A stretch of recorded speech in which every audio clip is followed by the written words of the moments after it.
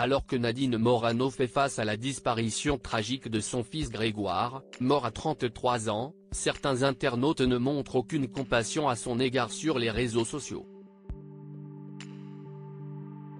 De quoi révolter Éric Nolot, qui a pris la défense de la femme politique de 60 ans. Il n'y a pas pire douleur pour une mère. Comme l'a révélé le magazine Public, confirmé quelques heures plus tard par Actu. FR puis l'Est républicain, Nadine Morano a perdu l'un de ses 3 enfants. Grégoire, âgé de 33 ans, s'est éteint ce mardi 23 juillet. L'entrepreneur a été retrouvé en arrêt cardio-respiratoire, allongé dans un lit de son appartement situé à Nancy.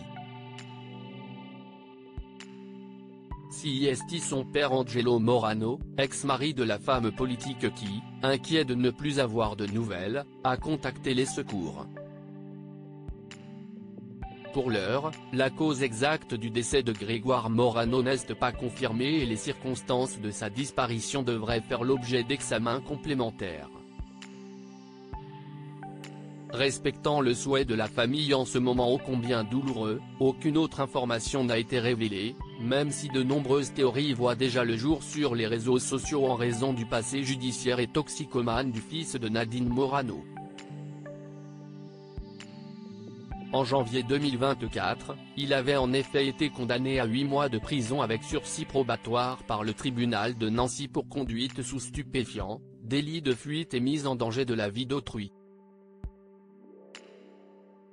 Éric Nolot prend la défense de Nadine Morano alors que Nadine Morano traverse l'une des épreuves les plus douloureuses de sa vie. Plusieurs personnalités publiques ont tenu à lui apporter leur soutien.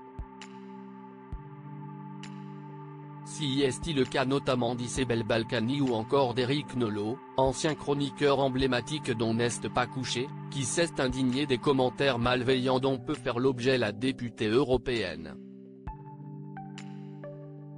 Par divergence politique, certains se sont en effet montrés très cruels envers la membre du parti Les Républicains. Comme un internaute, qui dit n'avoir aucune pitié pour elle car elle n'aurait pas montré de compassion envers les victimes en Palestine. Ces propos ont révolté l'ancien acolyte de Laurent Ruquier, qui a profité de ce message pour répondre à tous les autres du même genre. Non seulement, vous déversez votre haine sur une mère qui vient de perdre son fils, mais d'évidence, vous ne savez pas lire. Je pourrais avoir honte pour vous si seulement nous appartenions à la même espèce. Meilleure pensée vers Nadine Morano, a-t-il écrit. Un soutien public qui devrait donner un pot de baume au cœur de Nadine Morano en cette période très difficile. Diaporama. Voir les photos de Nadine Morano.